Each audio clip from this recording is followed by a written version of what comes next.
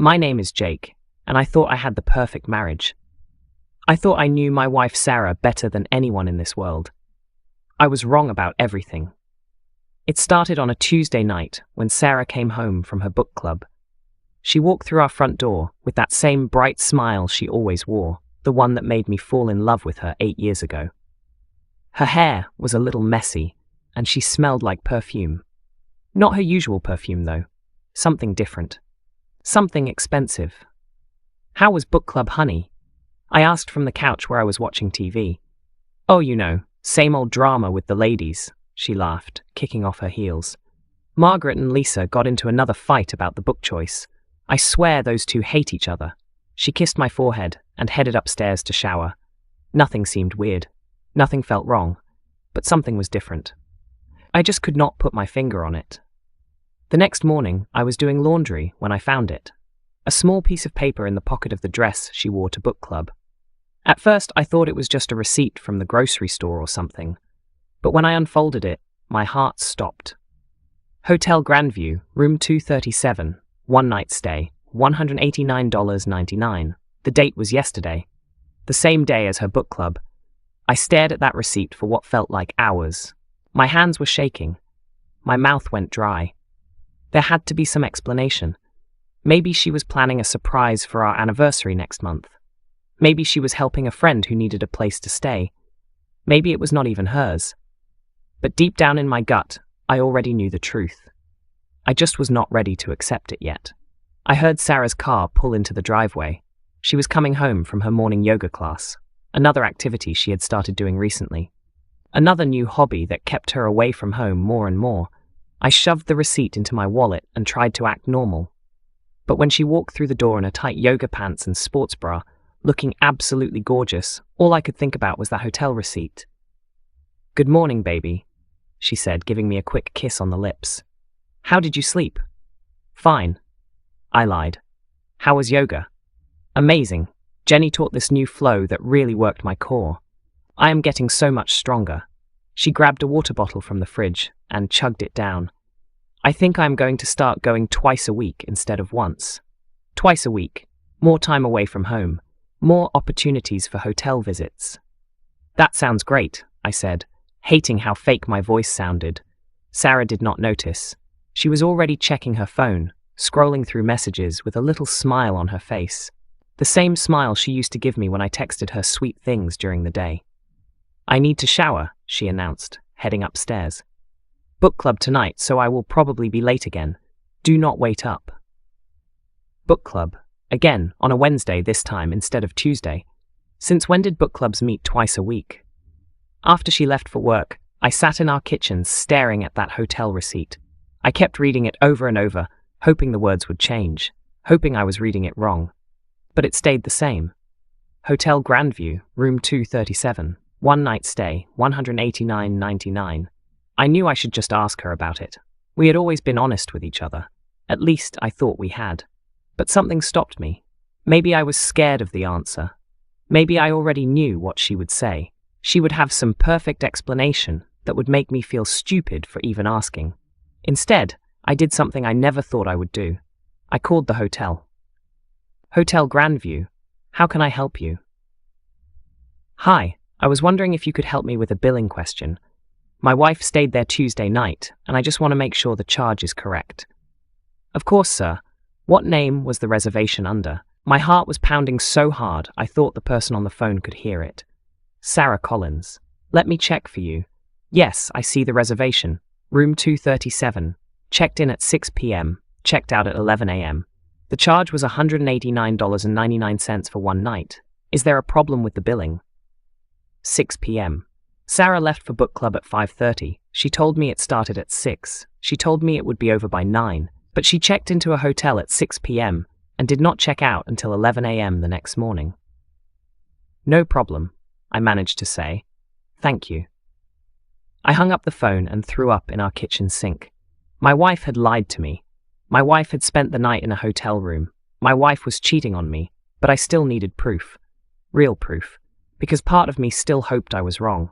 Part of me still wanted to believe that the woman I married, the woman I loved more than life itself, would never do this to me.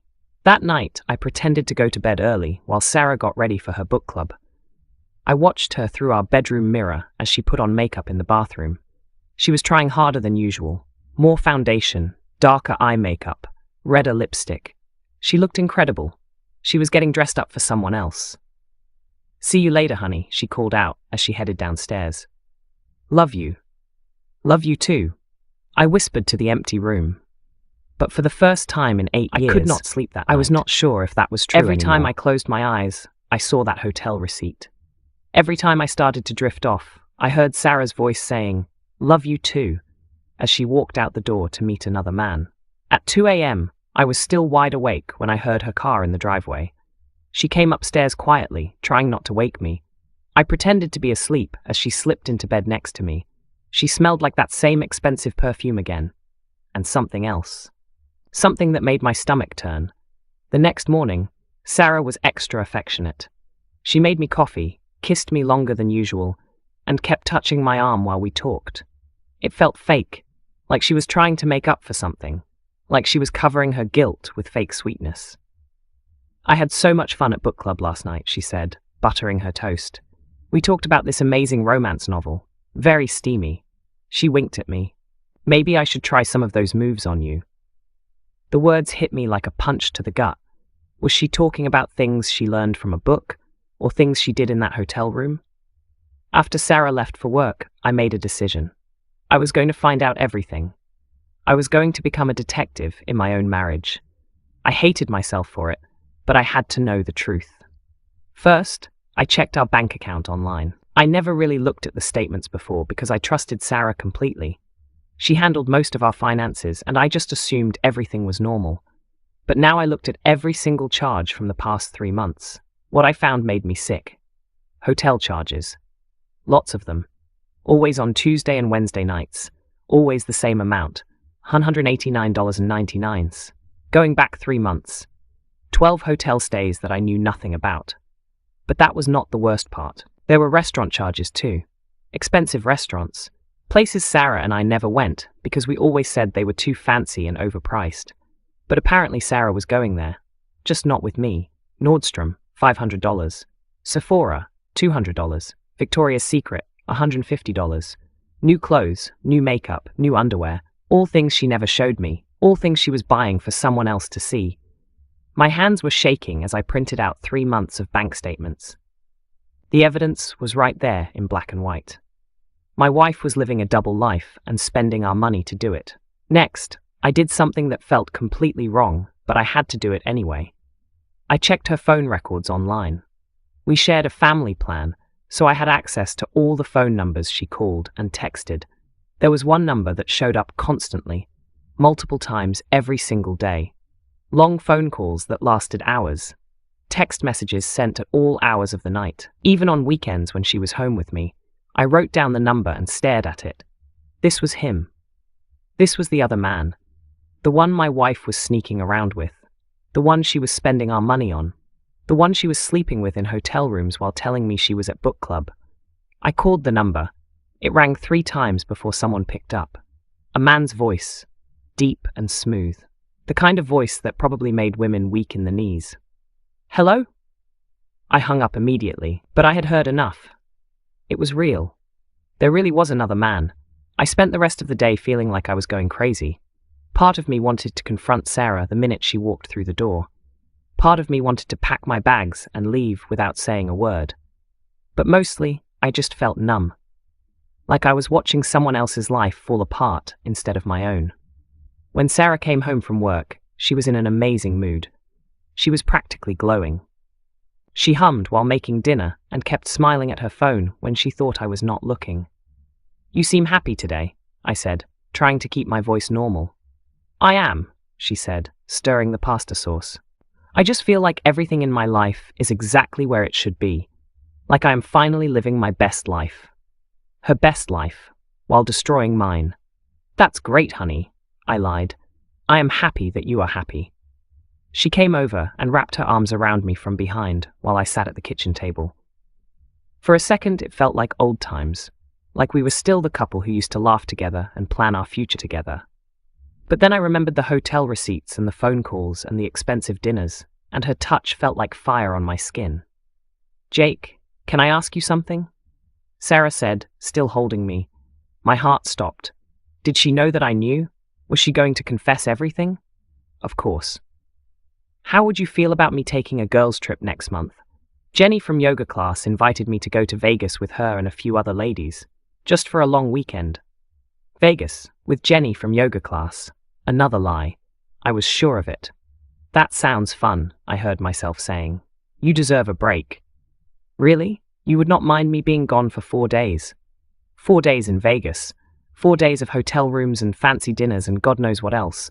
4 days of her living her best life while I sat at home like an idiot. Of course not. We both need our space sometimes. She squeezed me tighter. "You are the best husband in the world. I am so lucky to have you." The words felt like knives. She was planning to cheat on me in Vegas while calling me the best husband in the world. The level of betrayal was so deep, I could not even process it. After dinner, Sarah went upstairs to take a shower. As soon as I heard the water running, I grabbed her phone from the kitchen counter. My hands were shaking so bad I could barely hold it. She had always been protective of her phone lately. She used to leave it lying around everywhere, but now she kept it with her all the time. She even took it into the bathroom when she showered, but tonight she forgot. I tried to guess her passcode, our anniversary date. Wrong. My birthday. Wrong. Her birthday. Wrong. Then I tried something else. The date of her first hotel stay based on the bank statements. The phone unlocked. My heart was pounding so hard I thought it might explode. I went straight to her text messages and found the number I had called earlier today. The name in her phone was Mike, with a heart emoji next to it. I scrolled through their messages and felt my world completely collapse. "Last night was incredible. I can't stop thinking about you. You looked so beautiful in that red dress. I wanted to tear it off you right there in the restaurant. I hate that you have to go home to him. I want to wake up next to you every morning. Soon, baby. Soon we will be together for real. Just be patient. I love you so much, Sarah. You are everything to me. I love you too, more than I ever thought possible." There were hundreds of messages like this, going back months, telling each other they loved each other, making plans to meet, talking about a future together, talking about me like I was just an obstacle in their way. But the worst message was the most recent one, sent just an hour ago while Sarah was making me dinner and telling me how lucky she was to have me. "Can't wait for Vegas next week. 4 whole days of just you and me. No more hiding, no more pretending. I am going to show you how a real man treats the woman he loves." Vegas. It was not a girls' trip. It was a romantic getaway with her lover, and she was going to spend 4 days with him while I thought she was with her girlfriends. I heard the shower turn off upstairs. I quickly put her phone back exactly where she left it and tried to act normal. But inside I was dying. Inside I was screaming. Inside I was planning my revenge. When Sarah came downstairs in her robe with wet hair, she looked like an angel. Beautiful and innocent and perfect. But now I knew the truth. She was a liar and a cheater, and she was planning to leave me for another man. "I think I am going to go to bed early tonight," she said, yawning. "I am exhausted. Exhausted from living a double life. Exhausted from pretending to love me while planning her escape." "Good idea," I said. "You need your rest." She kissed me goodnight and went upstairs.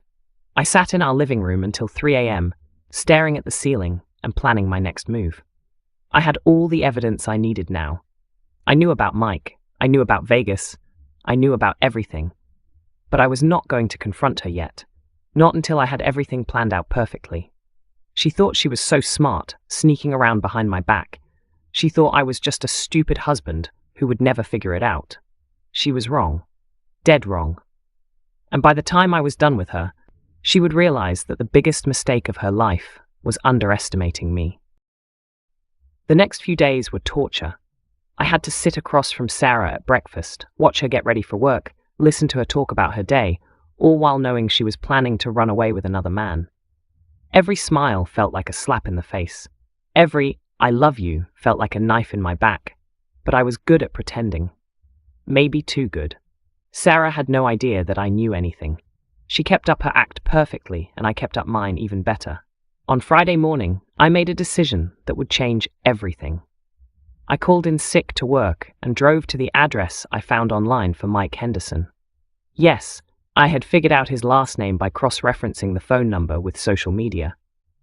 Modern technology makes it scary easy to find people. Mike lived in a fancy apartment complex across town. The kind of place with a doorman and valet parking. The kind of place that cost 3 times what Sarah and I paid for our mortgage. This guy had money. Real money. I parked across the street and waited. I did not know what I was looking for exactly, but I needed to see him with my own eyes. I needed to put a face to the man who was stealing my wife. At 10:30 a.m., he walked out of the building. He was everything I was not. Tall, probably 6'3", dark hair styled perfectly, expensive suit that probably cost more than I made in a month. The kind of guy who looked like he belonged in a magazine. The kind of guy Sarah apparently preferred over me. I followed him to his office downtown. Henderson Financial Consulting. His name was on the building. This was not just some rich guy. This was a very rich guy. A successful businessman who could give Sarah everything I never could. I sat in my car outside his building, feeling smaller and smaller by the minute. No wonder Sarah was cheating. No wonder she wanted to leave me for him. What could I possibly offer compared to this guy? But then I remembered something. I remembered our wedding day when Sarah looked into my eyes and promised to love me for better or worse, for richer or poorer, in sickness and in health. I remembered all the nights she told me that money did not matter, that love was more important than anything else. All lies.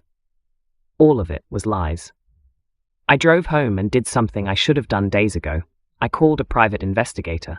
Peterson Investigations, this is Dave. Hi, I need help. I think my wife is cheating on me and I need proof. Real proof that will hold up in court. I am sorry to hear that, sir.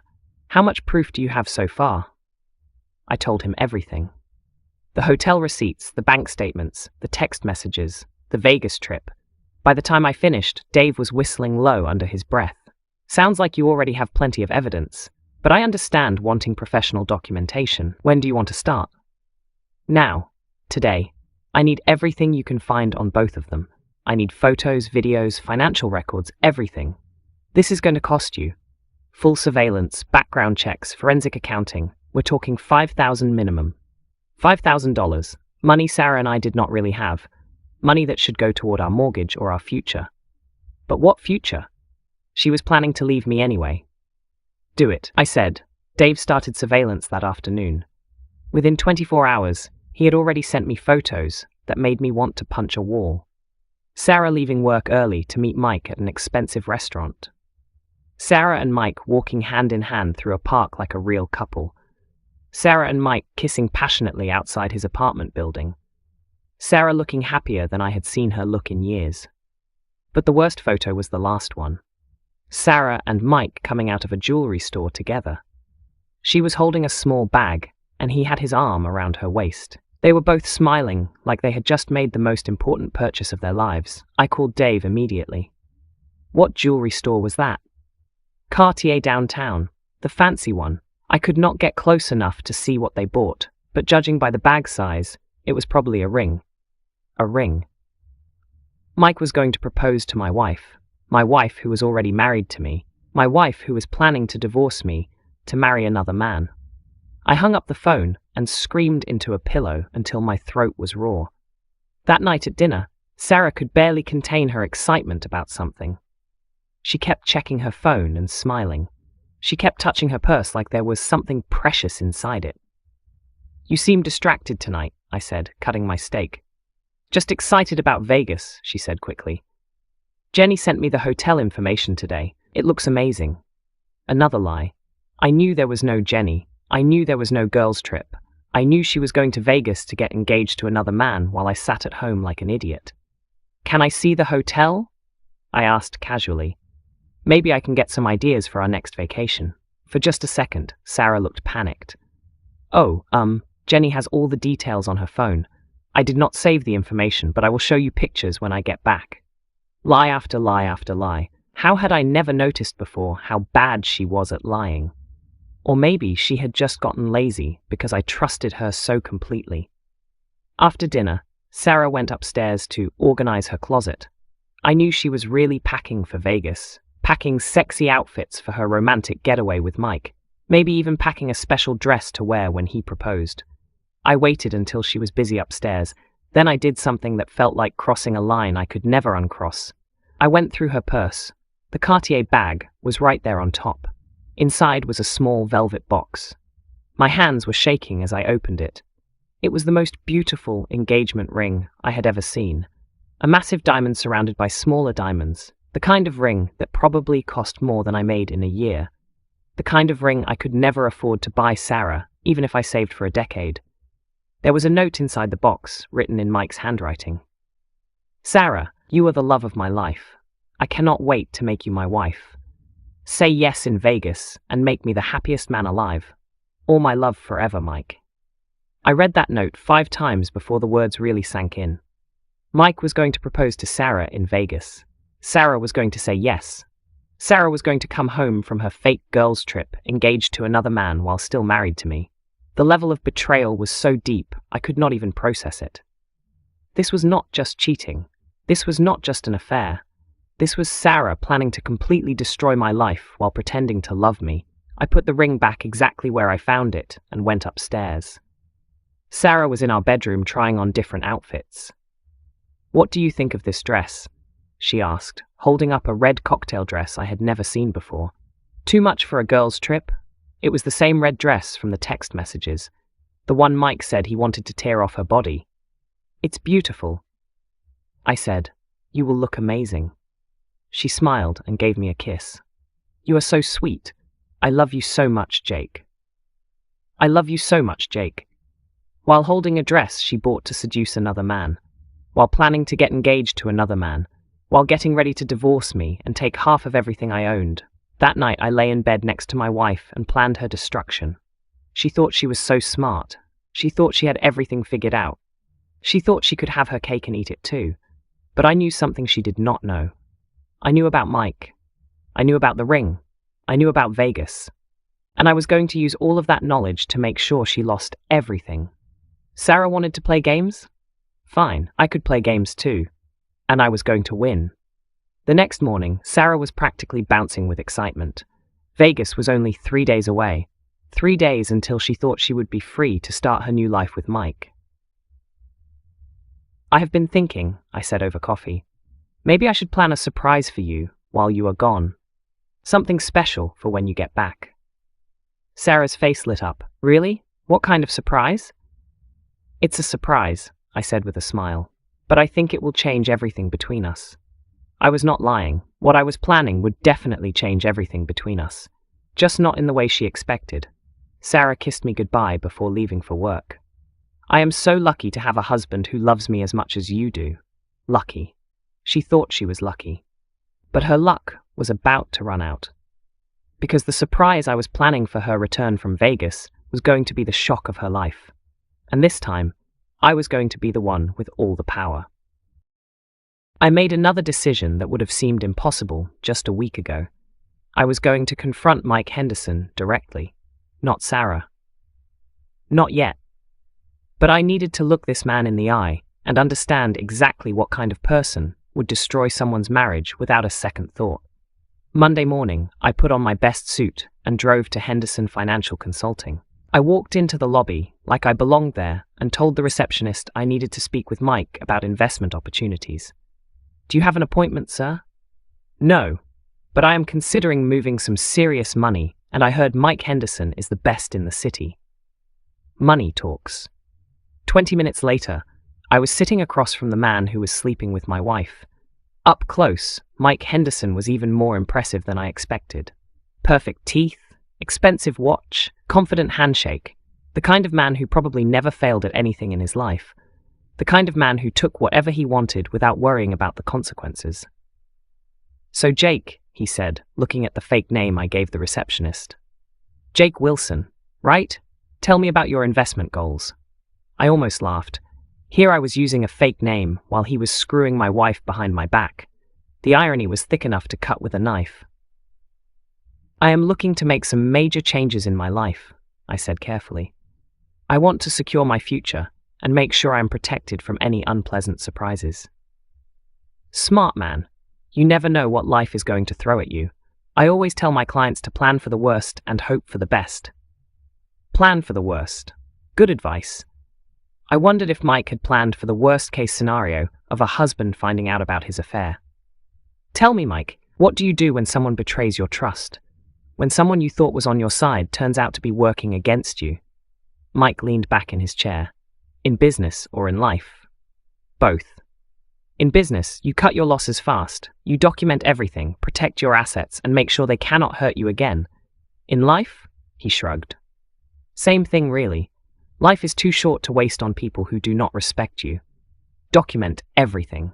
Protect your assets. Make sure they cannot hurt you again. Mike Henderson was giving me a masterclass in exactly how I should handle his affair with my wife. What about loyalty? I asked. What about honoring commitments you have made? Loyalty is earned, not owed, and commitments are only as good as the people making them. If someone is not holding up their end of the deal, why should you hold up yours? This man had no conscience, no guilt, no sense of right and wrong. He was sleeping with a married woman, and he felt completely justified in doing it. Interesting philosophy, I said. What if the person being hurt is completely innocent? What if they never did anything wrong? Mike's eyes got sharper. Is there something specific you want to ask me, Jake? Because this conversation is starting to feel less like investment advice and more like a therapy session. Just trying to understand how successful people think, how they make the hard decisions. The hard decisions are usually the right decisions. Sometimes you have to hurt people to get what you want. That is just life. Sometimes you have to hurt people to get what you want. My wife was about to marry a sociopath. One more question, I said, standing up. What would you do if someone was planning to hurt you the same way you hurt them? Eye for an eye type situation? Mike stood up too, and for the first time since I walked into his office, he looked uncomfortable. I would make sure I had better lawyers than they did. I shook his hand and looked directly into his eyes. Good to know. Thanks for the advice, Mike. I think I learned everything I needed to learn. As I walked out of his office, I heard him tell his assistant to pull my contact information. Good luck with that. Jake Wilson did not exist. That afternoon, I did something even crazier.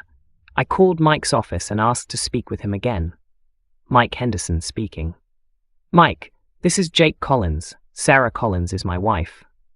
The silence on the other end of the phone lasted so long I thought he had hung up. I do not know what you are talking about, he finally said. Room 237 at the Hotel Grandview. 12 visits in the past 3 months. Cartier engagement ring. Vegas trip this weekend. Should I keep going? Another long silence. What do you want? His voice was completely different now. Cold, calculating, dangerous. I want to meet with you. Tonight. Somewhere public. We need to have a conversation.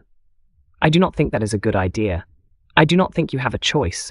Because right now, you are sleeping with my wife and planning to propose to her while she is still married to me. That makes you an accessory to adultery, fraud, and about 10 other things my lawyer is very excited to discuss in court. You do not have a lawyer. Want to bet? Meet me at Starbucks on 5th Street at 7 p.m. tonight. Or my lawyer and I will be visiting your office tomorrow morning with some very interesting evidence. He hung up on me, but I knew he would be there. Men like Mike Henderson did not get where they were by ignoring threats. At 7 p.m., I walked into the Starbucks and saw Mike sitting in a corner booth. He looked like a different person. The confidence was gone. The smile was gone. He looked like a man who was finally realizing that his actions had consequences. I sat down across from him without saying a word. What do you want? He asked quietly. I want you to look me in the eye and tell me why you think it is okay to steal another man's wife. I did not steal anything. Sarah chose to be with me. Sarah is married to me. She took vows. She made promises. She has a ring on her finger that I put there. Mike leaned forward. Sarah is not happy with you. She has not been happy for a long time. I did not force her into anything. She came to me. How long? What? How long have you been sleeping with my wife? Mike looked out the window for a long moment. 6 months. 6 months. Half a year of lies. Half a year of betrayal. Half a year of my wife living a double life while I went to work every day and came home every night thinking everything was perfect. Does she love you? The question hurt to ask, but I had to know. Yes. Does she love me? Mike was quiet for a long time. I do not think she knows anymore. That answer hurt worse than if he had just said no. Are you really going to propose to her in Vegas? That is none of your business. It is completely my business. She is my wife. Not for long. The words hit me like a physical blow. She is going to ask for a divorce? After Vegas. She wants to handle it the right way. She does not want to hurt you more than necessary. I laughed, but there was no humor in it. She does not want to hurt me more than necessary? She has been lying to me for 6 months. She has been spending our money on hotel rooms and fancy dinners with you. She has been planning to leave me while pretending to love me. But she does not want to hurt me more than necessary? Mike looked genuinely uncomfortable for the first time since I sat down. Look, I know this is hard for you, but people fall out of love. It happens. Sarah and I found each other, and we are happy together. Happier than she ever was with you. Did she tell you that? She did not have to. I can see it when she is with me. She lights up. She becomes this whole different person. More confident, more alive, more beautiful. More beautiful. My wife was more beautiful with him than she was with me. What happens now? I asked. Now you let her go. You sign the divorce papers when she gives them to you. You split your assets fairly, and you both move on with your lives. And you marry her and live happily ever after? That is the plan. I stood up from the table. Mike looked relieved, like he thought our conversation was over, like he thought I was just going to walk away and let him have my wife without a fight. He was wrong. Mike, let me ask you something. In your business, what do you call it when someone takes something that does not belong to them? What do you mean? When someone steals money from a client, when someone forges documents, when someone lies to get what they want, what do you call that? Fraud. Right. Fraud. And what happens to people who commit fraud? Mike's face went pale. What are you saying? I am saying that Sarah is not just my wife. She is also my business partner. We own property together. We have joint bank accounts. We have investments and retirement funds and insurance policies. And if she is planning to leave me for you, then every dollar she has spent on your relationship is theft. Every lie she has told me is fraud. Every hotel room and dinner and gift is money stolen from our joint assets. You cannot be serious. Try me. I have bank statements going back 6 months. I have photos of you two together. I have text messages. I have evidence of every single dollar she has spent on your relationship. Do you think a judge is going to look kindly on a man who knowingly pursued a married woman and encouraged her to steal money from her husband? Mike was sweating now. What do you want? I want you to disappear. I want you to cancel Vegas. I want you to stop seeing my wife. I want you to return that engagement ring and pretend this conversation never happened. And if I do not? I smiled for the first time since sitting down. Then you get to explain to your clients and your business partners why you are being sued for alienation of affection, intentional interference with marriage, and conspiracy to commit fraud. You get to explain why your picture is in the newspaper next to an article about home-wrecking financial advisors. You get to explain to your mother why her son destroys families for fun. Mike stared at me for a long time. You are bluffing. Call my bluff then. Take my wife to Vegas, propose to her, see what happens next. I left him sitting there and walked out of the Starbucks. My heart was pounding and my hands were shaking, but for the first time in a week, I felt like I had some control over the situation. Mike Henderson thought he was so smart. He thought he had everything figured out. But he had made one crucial mistake. He had underestimated Jake Collins. And that mistake was going to cost him everything.